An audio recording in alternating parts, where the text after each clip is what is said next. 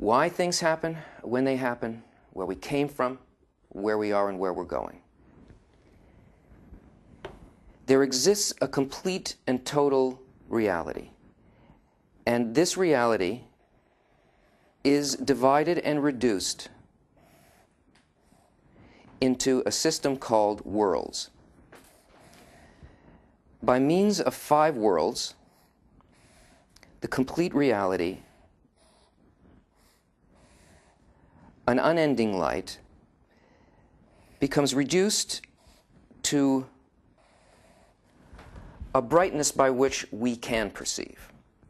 This first world is called the world of Adam Kadmon.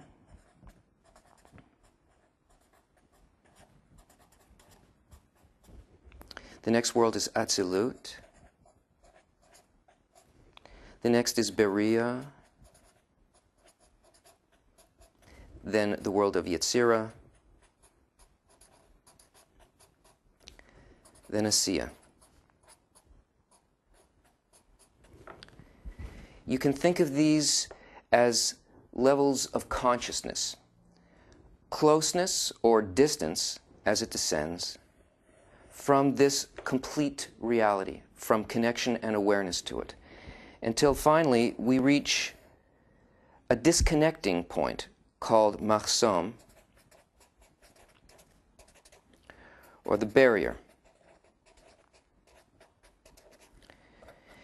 These are spiritual worlds, and below this barrier is our world.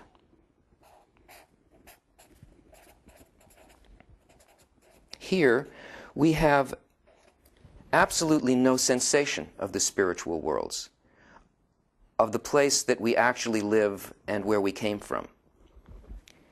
Here we have limited sensations that are called corporal or physical.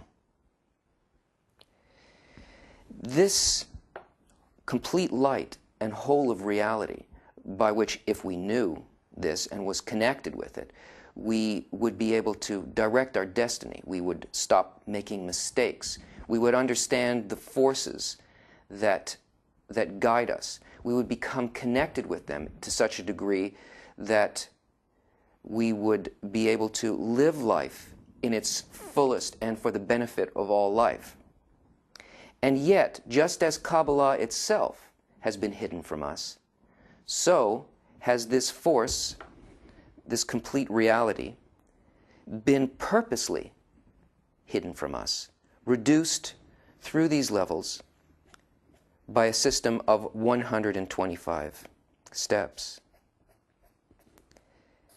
into this world.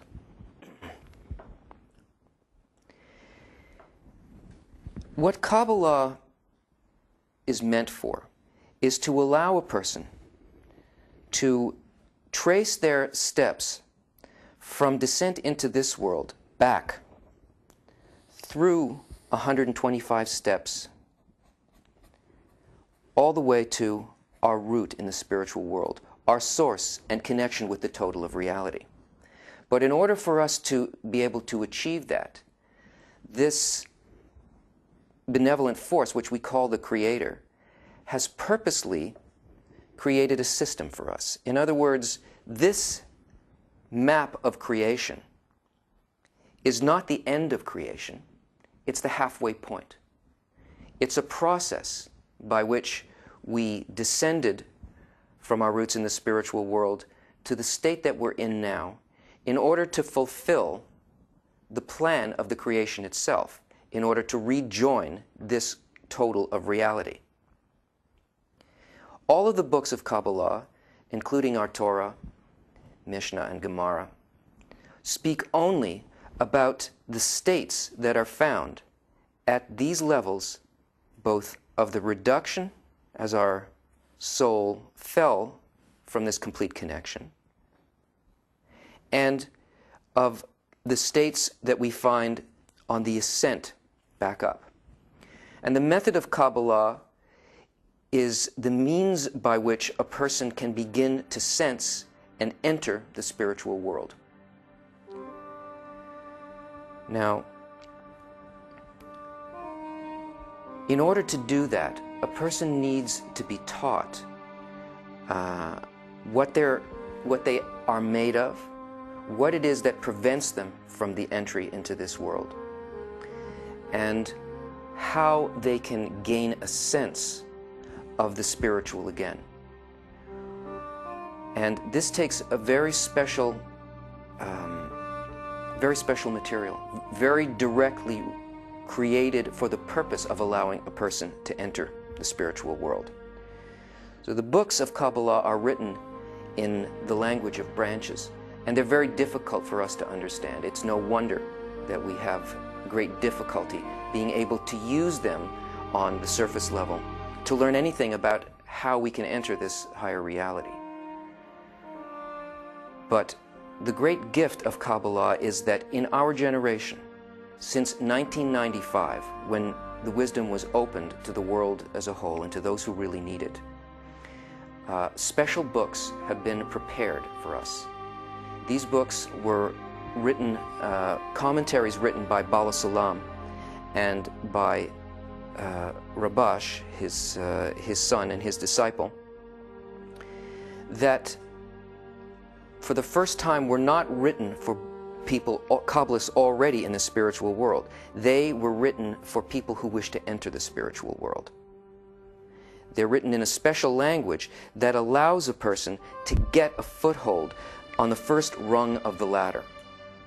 And it's from these books, in the lessons to come, that we are going to take our sources. We are going to look at what the quality is that keeps us out of the spiritual world, what it is that allows us to enter the spiritual world, and the method revealed in the science of Kabbalah through the works of Bala Salam. The wisdom of Kabbalah teaches a practical method of attaining the upper world and the source of our existence. By realizing our true purpose in life, man attains perfection, tranquility, unbounded enjoyment, and the ability to transcend the limits of time and space while still living in this world. Join us next week as we begin this exciting journey.